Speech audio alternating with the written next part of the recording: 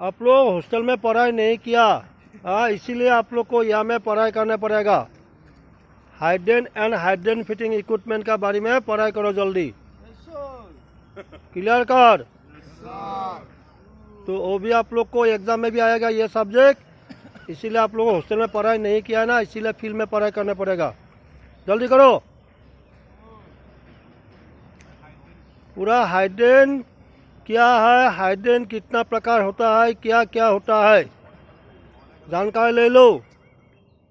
हाइड्रेन का एक डायग्राम रहेगा, स्विच बाल एंड स्क्रू डाउन का कौन सा आएगा मालूम नहीं है, इसलिए आप लोग को यह पढ़ाई करते रहो, जानकारी ले लो।